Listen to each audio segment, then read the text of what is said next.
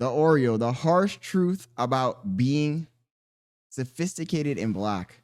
I know that's kind of a clickbaity, rage baity title, but I wanted to talk to you guys today about being black while just being yourself, just being yourself.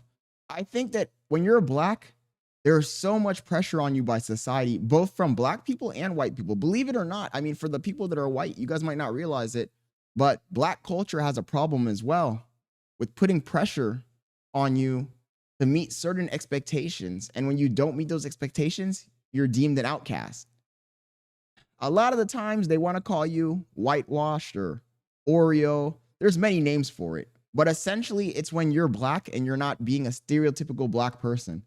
I think, and I've always thought this, and if you're not new to the channel, you already know what my take is on this, that every person should be treated as an individual. Just because you have a certain skin color doesn't mean you have to act a certain way. It doesn't mean you have to talk a certain way. It doesn't mean that you can only have certain hobbies. And I've always thought that when you're yourself, that makes you a stronger person, your own identity. You don't need to be a follower. You don't need to be a sheep. And a lot of the times people say, yo, they want you to be a leader. But then when you start going out of the norm and doing your own thing, they want to ostracize you for it. I've seen it many times. Like, if you're not new to my channel, I grew up in another country. So for the most part, I didn't experience this growing up. But the moment I moved to America, I was hit with this immediately for being into different things. They said, yo, Scott, you're whitewashed, dude. You're an Oreo, bro. Damn, bro. You like alternative music? You got alternative hobbies? And the real question is it a bad thing? Is it a bad thing? Now, after being in America for a few years, I carry around the term Oreo whitewash as a badge of honor because I know that it just shows that people are seeing that I'm just being myself. They may think that I'm trying to be something that I'm not, but in reality, I'm just being myself. So I carry it around as a badge of honor, no shame. If you're one of the few black people who try to be yourself, you have your own interests, your own hobbies, and you're getting basically bullied, being called an Oreo, being called whitewash, I want you to keep in mind that you're not doing anything wrong. You're just being yourself. Nobody ever said that if you're black, you can't have certain hobbies. If you're black, you can't listen to certain music. If you're black, you can't watch certain TV shows or be into certain subcultures.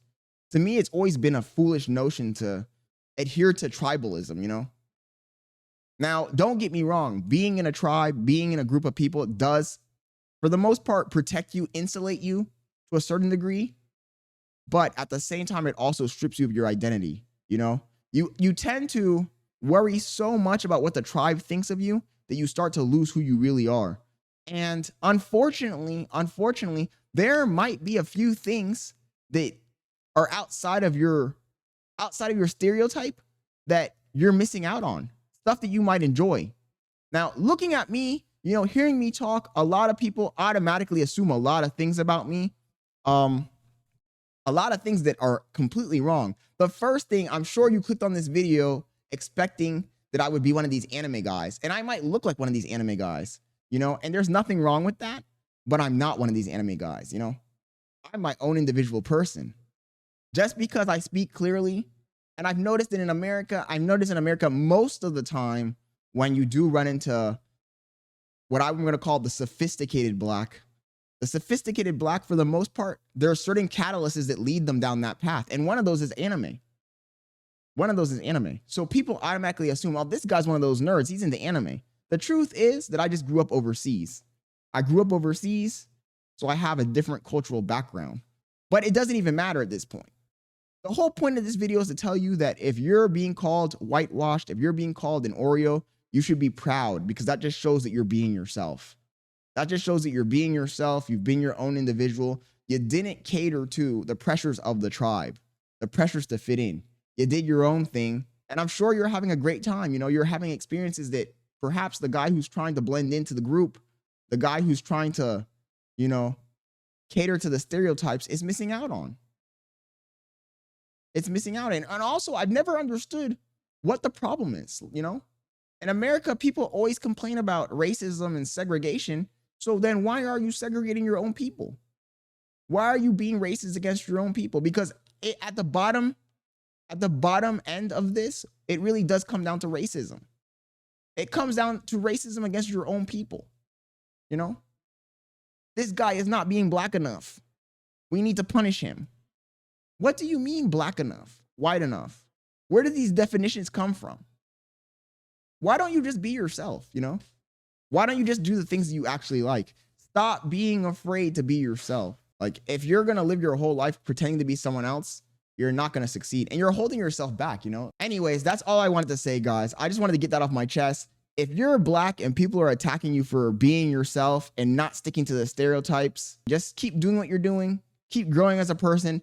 Don't let other people hold you back. Don't even worry about race. Just be yourself. Anyways, I wanted to get that off my chest. Hope you guys enjoyed the video. If you're not subscribed, hit that subscribe button and I'll catch you later. Peace.